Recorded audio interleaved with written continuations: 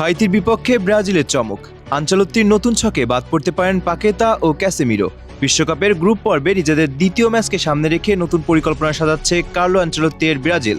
প্রথম ম্যাচে প্রত্যাশিত ফল না আসায় এবার হাইতির বিপক্ষে আরও আক্রমণাত্মক কৌশল নিয়ে মাঠে নামার চিন্তা করছে সেলেসাওরা। দলের অনুশীলন ও বিভিন্ন সূত্রের তথ্য অনুযায়ী প্রচলিত 4-2-3-1 ফরমেশন থেকে বেরিয়ে 4-2-4 ছকে দল সাজানোর সম্ভাবনা দেখা যাচ্ছে। প্রথম ম্যাচে ব্রাজিলের সবচেয়ে বড় সমস্যা ছিল আক্রমণে গতি ও সুযোগ তৈরি করা। মাঝমাঠে বলের নিয়ন্ত্রণ থাকলেও শেষ তৃতীয়াংশে কাঙ্ক্ষিত ধার দেখা যায়নি। সেই কারণে আঞ্চলত্তি এবার আক্রমণ ভাগে অতিরিক্ত একজন খেলোয়াড় রাখার কথা ভাবছেন। 4-2-4 ফরমেশনে খেললে শুরু থেকে প্রতিপক্ষের উপর চাপ সৃষ্টি করা সম্ভব হবে এবং দ্রুত গোলের সুযোগ তৈরি হবে। এই নতুন পরিকল্পনার কারণে একাদশে 2 থেকে 3টি পরিবর্তন আসতে পারে। সবচেয়ে বড় আলোচনার বিষয় হলো মাঝমাঠের দুই পরিচিত মুখ লুকাস পাকেতা এবং ক্যাসেমিরো জায়গা হারাতে পারেন।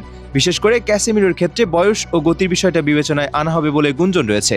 আঞ্চলত্তি হয়তো এমন মিডফিল্ড চাইছেন যারা দ্রুত বল আদান প্রদান করতে পারে এবং আক্রমণে বেশি সহায়তা দিতে পারে। অন্যদিকে পাকেতার জায়গায় আরও সৃজনশীল কিংবা দ্রুতগতির কোনো খেলোয়াড়কে সুযোগ দেওয়া হতে পারে।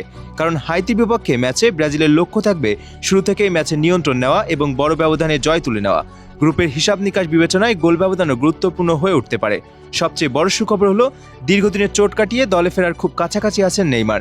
যদিও তিনি শুরুর একাদশে থাকবেন কিনা সেটাও এখনও নিশ্চিত নয়, তবে বেঞ্চে থাকলেও ম্যাচের দ্বিতীয়ার্ধে তাকে নামানোর পরিকল্পনা থাকতে পারে।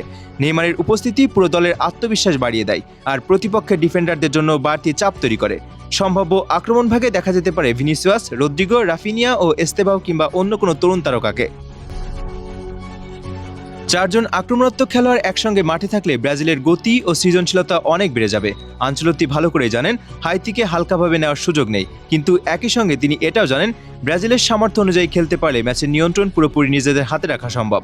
হাইতির বিপক্ষে ম্যাচটি শুধু 3 পয়েন্টের লড়াই নয়, বরং ব্রাজিলের জন্য আত্মবিশ্বাস ফিরে পাওয়ার সুযোগ। প্রথম ম্যাচের হতাশা ভুলে নতুন ছন্দে ফিরতে চাইছে দলটি, তাই আঞ্চলত্তির কৌশলগত পরিবর্তন, সম্ভাব্য নতুন একাদশ এবং নেইমারের প্রত্যাবর্তনের অপেক্ষা সব মিলিয়ে ম্যাচটি ঘিরে সমর্থকদের উত্তেজনা এখন তুঙ্গে। এখন দেখার বিষয় আঞ্চলত্তির নতুন 4-2-4 পরিকল্পনা মাঠে কতটা সফল হয় এবং সেই পরিকল্পনা ব্রাজিলকে কাঙ্ক্ষিত জয় এনে দিতে পারে কিনা। বিশ্বকাপের মঞ্চে ভুলের সুযোগ খুব কম, আর সেই কারণেই হাইতির বিপক্ষে ম্যাচটিকে ব্রাজিল দেখছে জিততে হবে মিশন হিসেবে।